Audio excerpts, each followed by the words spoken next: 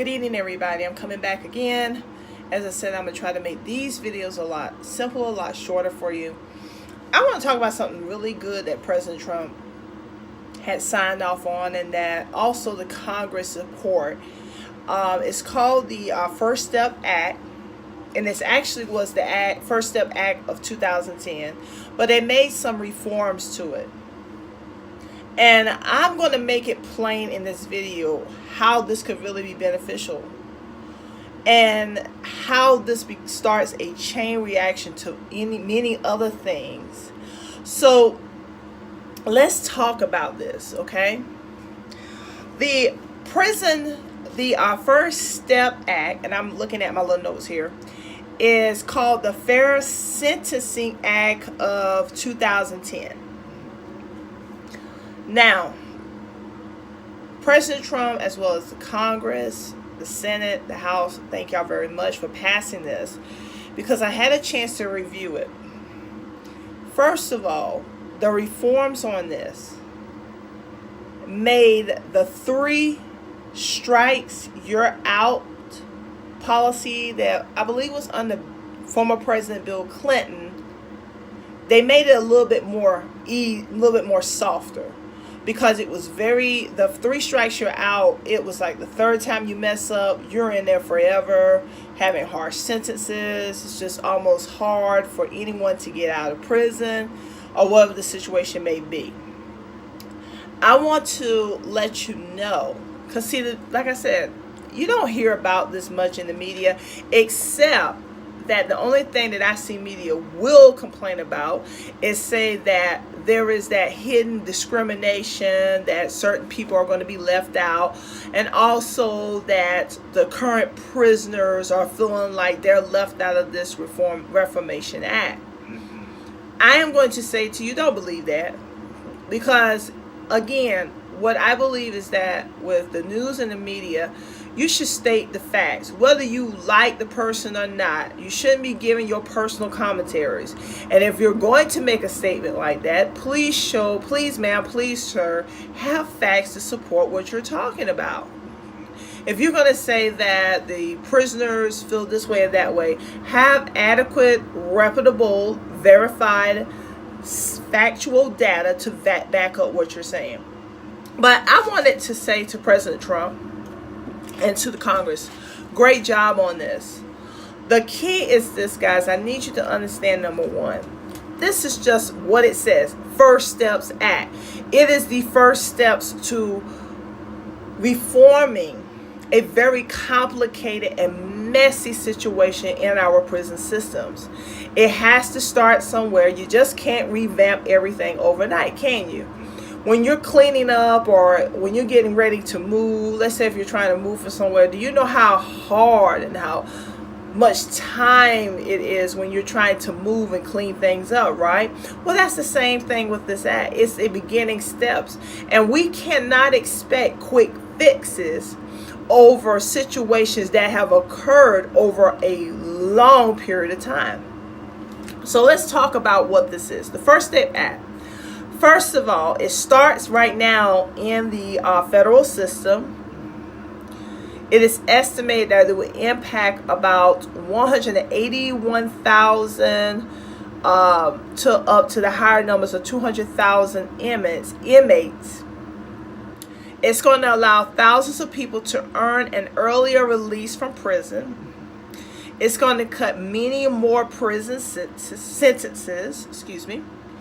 It will reduce the disparity between crack cocaine and powder cocaine sentences that are handled on the federal level, which will impact, again, about 2,600 inmates.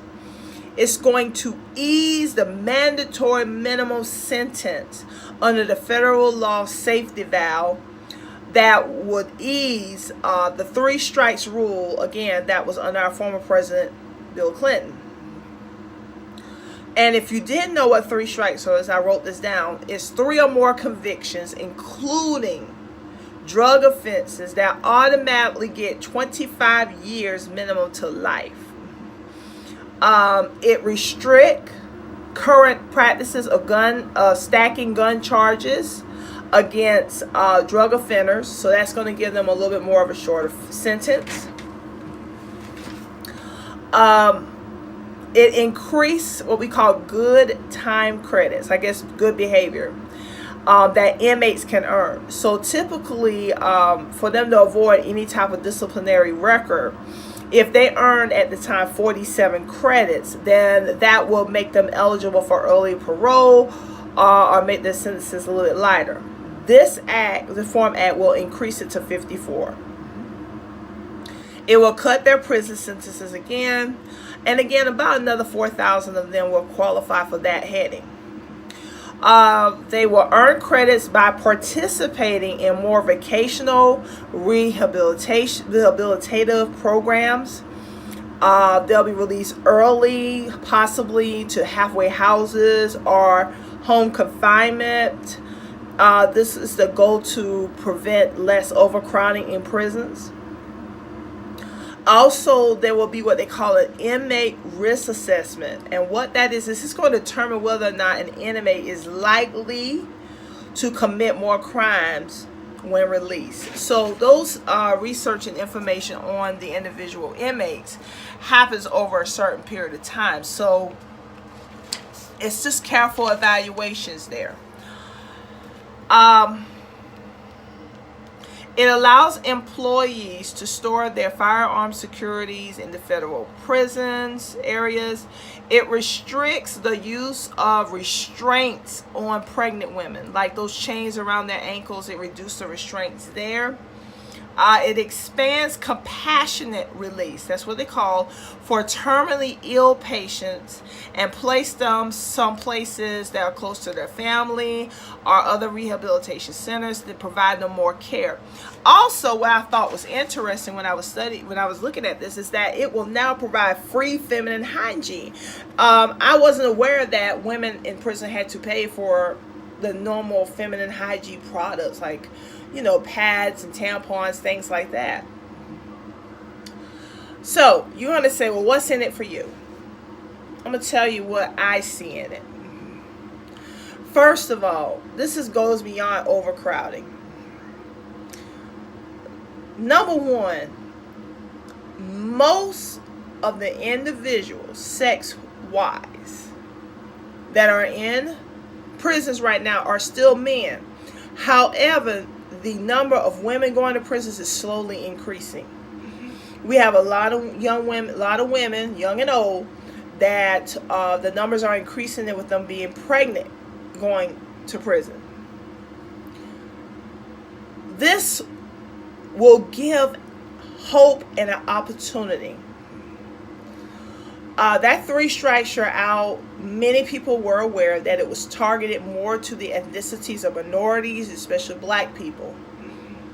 To have your men have the opportunity, because one of the things, I haven't heard any clarity on this, and maybe somebody could tell me, and I'll probably do some research, but I know that one of the things was that President Trump was discussing or considering about the felony charges, about how hard it is for someone to come out of prison and get in society and even get a job.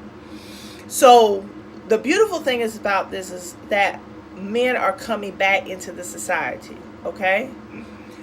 Broken homes, hopefully to go with broken homes will reduce. Did anybody think about that? Because you have men that are on the inside, but you got women that are struggling. You have women that are trying to do the man and the woman's job that's trying to take care of their children. They're doing things that they don't want to do, but they feel like they are obligated to do because they have no options. They're missing their counterpart, their loved one, the person that is the father of their children. So by them coming out of here early and hopefully having the opportunity to get a decent, respectable job, now we have the family units coming back together. I believe that it will increase men's morale. It will increase our sisters or our women's morale. Number 2, you will have more American people coming back into the society. What if someone did get caught with a small possession or something that's very minor, but they grew up and they learn through life. They say, I don't want to get caught up in that again. Now you have somebody that's in the society back again. We have more Americans now that are working. So what happens to those that choose not to be legal, that choose not to follow the process? There is not a need to have people, because one of the main arguments that people were saying was, we want to keep the borders open because we need more workers in the United States. Well, you do have, the United States of America have the workers, but most of them were in the prison, or they were caught up in the system. So the beautiful thing about this that I see in the long term is you're going to have more men and women, more Americans, especially men, that are going to go back to family and home units, that hopefully will have an opportunity to find an upright standing position and a job. They have a chance to believe and turn it around. Not only that, more Americans. So when you got more of your own in the very spot where you are, would you need to reach out somewhere else? No. So now what will happen is there will probably be a revisit on the immigration policies, because the more that are filtered back in, and I'm talking about the individuals that just got caught up, they made a mistake, they're stuck in this prison, this system that gives sentences for simple possession that is 25 years to life. And we all made mistakes. But where is the opportunity to help other people? One thing I do love about this prison reform is that it does give opportunities for vocational and rehabilitation. So now we're putting in money in for education, into healing, and putting back productive people into society. The stronger we make ourselves within America strong, guess what? The less we would need trying to make this excuse that we got to grab other people to do it. It's about getting to the heart of the problem, getting to the heart of the pain, getting to the heart of the loss, getting to the fact of the internal bleeding, stopping the bleeding, and turning it around. And I want to say, President Trump and to the Congress, thank you. Because not only are you offering rehabilitation, but you're giving people a chance. And if they mess up, then of course I'm sure that there are different consequences and opportunities and things that will happen to that. But what if that person gets a chance to get out and be productive, and not only be productive, but might become one of our future leaders that stand because they're confident, their spirit is renewed, and they have a chance to be a productive and a strong citizen in America. The more we are able to get our people out of the prison systems that got caught up in that 3 strikes you're out, that the more that we can bring them back home, the more we can bring back more family utilization, unity, the less we will need to be reaching out. So I see it in that perspective. Guys, this is a first step act. It is the beginning to many things. We cannot, let us hold faith. Let us hold faith. Let us stay strong. And let us have the opportunity to understand that we are we're hitting the reset button. And we're resetting things that got so far out of hand that it tore families apart. It made us lose some of our faith and our patriotism into who we are as Americans.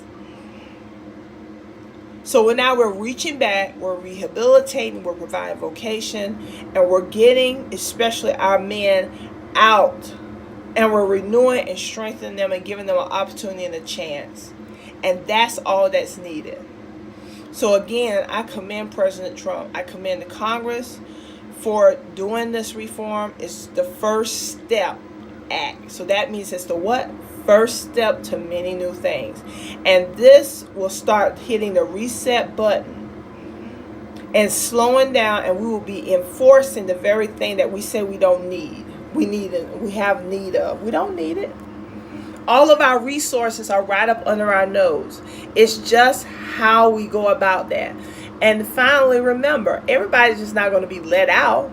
They have to go through evaluations. They have to go through certain steps, and those that is in the algorithm proceeded to be in danger, or a person that should not be released. Of course, I believe that the law enforcement, that the system itself will not put us in jeopardy. So again, this was this is called the HR 3357 Prison Reform Redemption Act, which is also known as the First Step Act, and it's the Fair Sentencing Act of 2010. We're slowly getting away from the 3 strikes you're out. If you don't think your president cares about the need of family and the well-being of this world, you're so far off. Continue to pray for our president. He is going, this is a lot on him. He is challenging many things. Pray for our president. Pray for his family. Pray for our leadership. Pray for America. Remember, and I'm going to always end it with this, you have the right to be a proud American. You don't have to have nobody to walk over you and make you feel less. What you were born with to have is what God gave you to have, and that anybody else that's coming from the outside in must be able to earn that same opportunity. They don't have to earn being a human being. They don't have to earn not being respected, but they have to earn the fact of obtaining citizenship to obtain those privileges and rights that you rightfully have. So God bless. Great job, President Trump. I really appreciate it. Guys, if you don't mind, please share the video. It's America First with Elaine. You'll be seeing more videos. Take care. God bless.